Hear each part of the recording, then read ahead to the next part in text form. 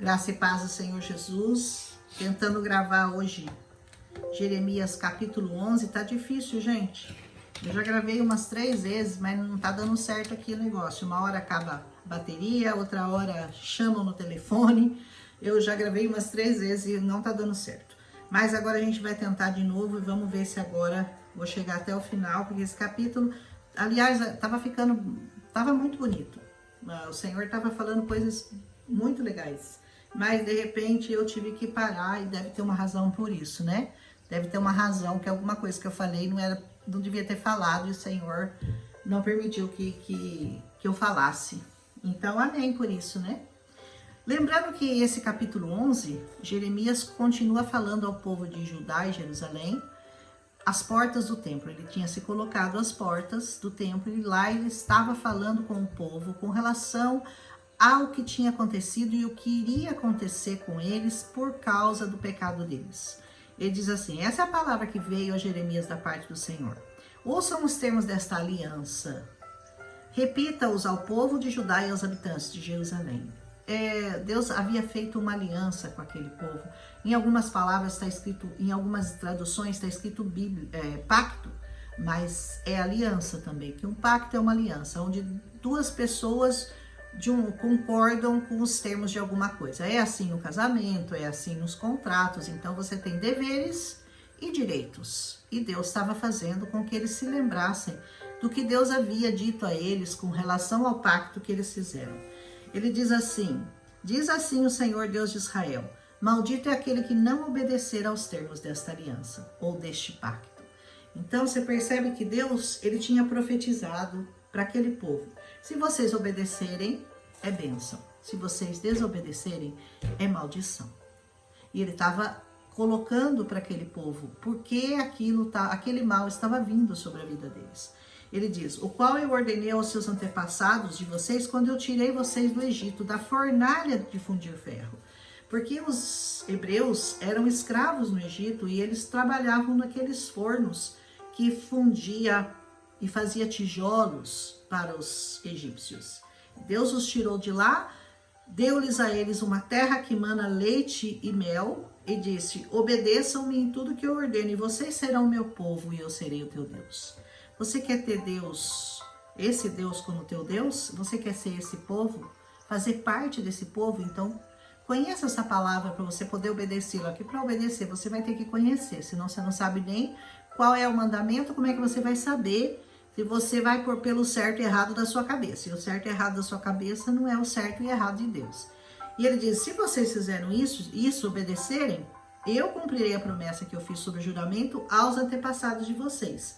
E dar-lhes-ei uma terra que mana leite e mel, que ele acabou dando mesmo, né?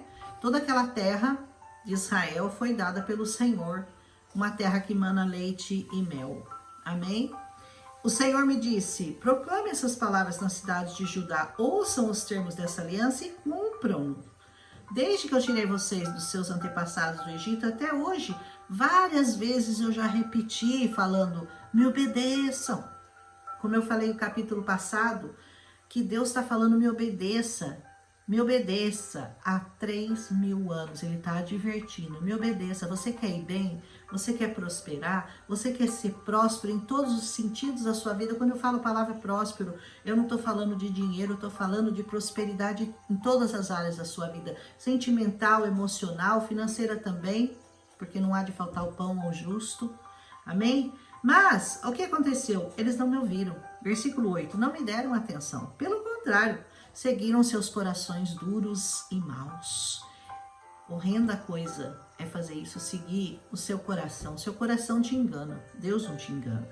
Por isso eu trouxe sobre eles as maldições dessa aliança. Deus não podia ir contra a palavra dele? Podia?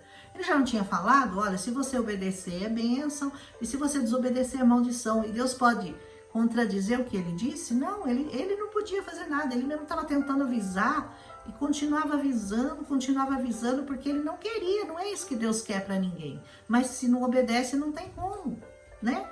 E o Senhor disse: há uma conspiração entre o povo de Judá e os habitantes de Jerusalém. Deixa eu explicar essa conspiração aqui. Na verdade, era uma conspiração real contra o rei Josias.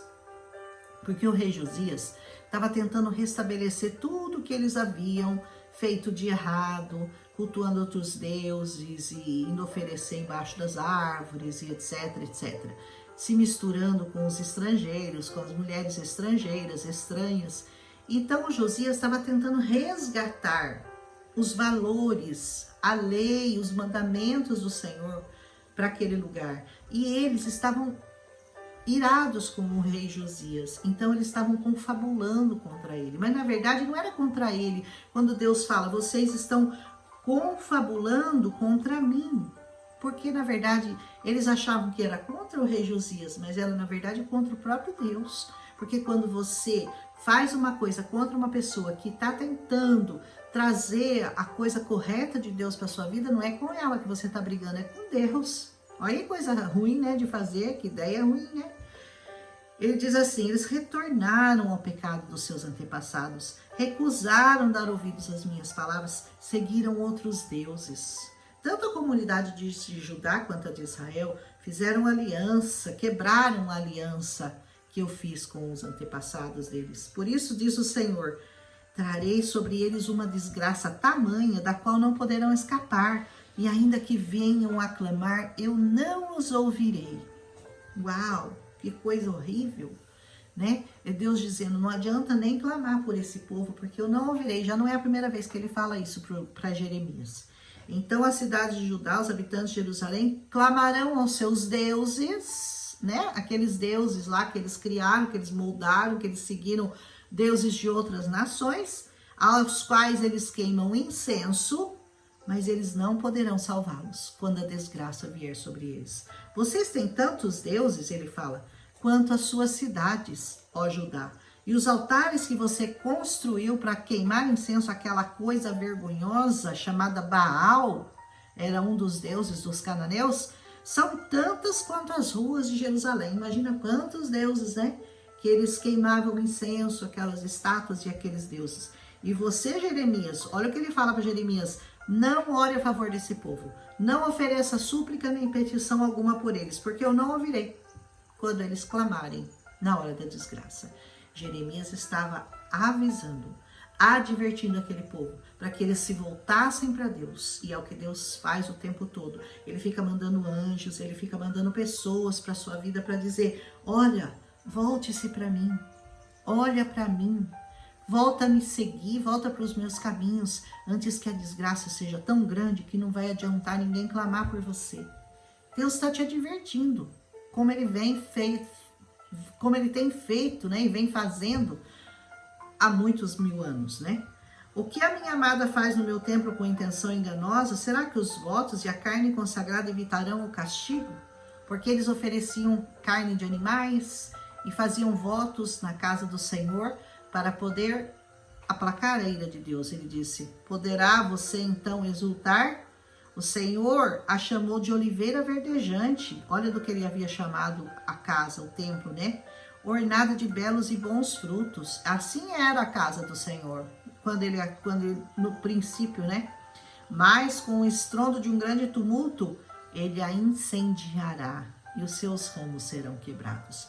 Já predizendo do que aconteceria. E é o que tem acontecido a muitas pessoas, é o que tem acontecido em muitos corações. As pessoas hoje estão com seu coração devastado, estão com as suas vidas destruídas, com opressão, com depressão, com pânico, com tudo que tem de ruim. Por quê? Porque a alma tem necessidade do Senhor, a alma clama pelo Senhor, a alma tem sede do Senhor e ela não sabe. Ela não sabe o que está faltando na vida dela. De repente ela olha, não está faltando nada na minha vida. Eu tenho uma casa boa, eu tenho comida na minha mesa, eu tenho água para beber, eu tenho banho para tomar, eu tenho cama para dormir, eu tenho marido, tenho filhos, tenho tudo. E por que eu tô assim? A minha alma está tão inquieta, insatisfeita? Porque nada pode saciar a sede da sua alma, senão essa palavra. Nem só de pão viverá o homem. Amém? Fiquei sabendo porque o Senhor me revelou. Jeremias dizia, tu me mostraste o que eles estavam fazendo. Pensa que ele ficou sabendo dessa confabulação contra o rei Josias, que Deus disse que era contra ele mesmo, por eles? Não, Deus revelou para ele. Não adianta você tentar esconder alguma coisa de um servo do Senhor. Ele vai saber. Fiquei sabendo.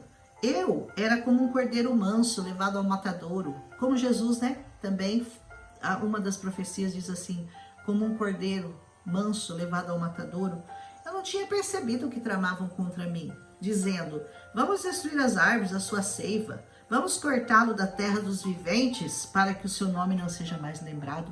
A confabulação era para matar Jeremias também. Vamos destruir, vamos acabar com ele, para ele parar de fazer a gente lembrar do nosso pecado, para ficar exortando a gente, para ficar falando para a gente que a gente está errado. Então vamos ceifar a vida dele, cortar ele da terra dos viventes, como uma ovelha muda. Mas, ó Senhor dos exércitos, justo juiz que provas o coração e a mente, espero ver a tua vingança sobre eles, pois a ti expus a minha causa. Jeremias foi reclamar com eles, foi lá pedir misericórdia para eles, nananina. Ele foi direto na fonte, ele foi direto para o Senhor e disse assim, eu tenho colocado as tuas palavras para que todos ouçam, e eu não tenho tido medo de dizer aquilo que o Senhor me manda dizer, e estou colocando a minha causa diante do Senhor. Vingue-me dos meus inimigos. É isso que o Senhor vai fazer com os teus inimigos quando você se coloca para fazer a vontade dele. Os seus inimigos serão castigados, serão punidos, serão derrubados um a um. Você não precisa ir lá se vingar de ninguém, você não precisa brigar com ninguém, você não precisa discutir com ninguém. Coloque a sua causa diante do Senhor e confia que ele vai cuidar da sua causa. Aleluia! E em vista disso, assim diz o Senhor a respeito dos homens de Anatote. Anatote é a cidade onde Jeremias havia nascido, é a cidade do profeta. Ele diz assim, que querem tirar a sua vida e que dizem, não profetizes em nome do Senhor, senão nós te mataremos. Olha o que eles diziam, você está profetizando em nome do Senhor, falando em desgraça para nós vamos te matar. Assim diz o Senhor, eu os castigarei, seus jovens morrerão à espada, seus filhos e suas filhas de fome. Dá para brincar com Deus desse? Eu, se eu fosse você, não ia brincar não. Eu tenho temor no meu coração. Nem mesmo um remanescente vai restar, porque eu trarei a desgraça sobre os homens de Anatote no ano do seu castigo, dizendo, já profetizando do que ia acontecer com a cidade de Jeremias por causa de terem tramado contra a vida dele.